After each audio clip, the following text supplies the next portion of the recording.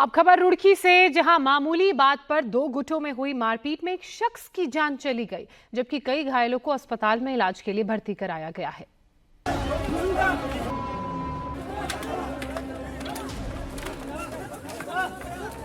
गांव की गली में जमा इस भीड़ में गर्मागर्म बहस चल रही थी। एक पक्ष दूसरे पक्ष को समझाने की कोशिश कर रहा था, लेकिन तभी कुछ ऐसा हुआ कि दोनों ही पक्ष एक दूसरे के खून के प्यासे हो गए। लाठी, डंडा, कुल्हाड़ी, गंडासा लेकर सब एक दूसरे पर टूट पड़े। किसी का सिर फूटा तो किसी का हाथ टूटा, लेकिन हमला नहीं रुका। सिर पर चोट लगने से एक बुजुर्ग जमीन पर गिर पड़े। एक शख्स जमीन पर गिरे बुजुर्ग को उठाकर एक किनारे ले जाने की कोशिश करने लगा। तभी सामने एक और शख्स को चोट लगी और वो भी गिर पड़ा। मारपीट में दो लोग लहूलुहान होकर जमीन पर गिर पड़े, लेकिन लाठी डंडों का वार दोनों तरफ से जारी था। बड़ी मुश्किल से घायल बुजुर्ग को एक किनारे पर लाया गया। खूनी झड़प की ये तस्वीर उत्तराखंड के रुड़की की है, जहां खेत की मेड़ काटने को लेकर दो पक्षों में पहले विवाद हुआ। गली में इस मारपीट से पहले घर के आंगन में मारपीट हुई।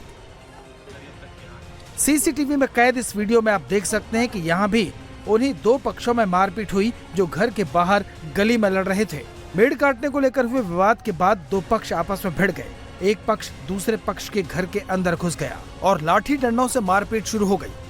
घर के मेन गेट पर ही दोनों पक्षों के बीच जमकर लाठी डंडे चले। इस मारपीट में घर की महिलाएं भी शामिल हो गई, जिससे जो मिला उसी ने उससे हमला किया। इस महिला ने तो घर में रखे पानी के ड्रम को ही अपना हथियार बना लिया। मारपीट में सफेद शर्ट पहने एक शख्स को ज्यादा चोट लगी, हाथ से खून बहने लगा। इस बीच घर के लोगों ने पुलिस को मारपीट की खबर दी। मौके पर पहुंची पुलिस ने घायलों को अस्पताल पहुंचाया, जिनमें से एक शख्स की मौत हो गई। 3 से 4 लोग इसमें घायल हैं, जिसमें एक की तो मृत्यु हो गई है, एक की स्थिति काफी ज्यादा गंभीर है, उसकी भी अभी इलाज चल रहा है।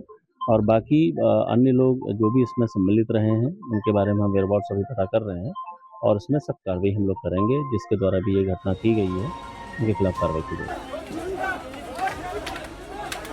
दो पक्षों में मारपीट की घटना मंगलवार की है। रुड़की के मंगलौर कोतवाली क्षेत्र के आमखेड़ी गांव में दो पक्षों में मारपीट में 6 लोग घायल हुए हैं, जिनका अस्पताल में इलाज चल रहा है। तनाव को देखते हुए इलाके में बड़ी संख्या में पुलिस बल तैनात कर दिया गया है।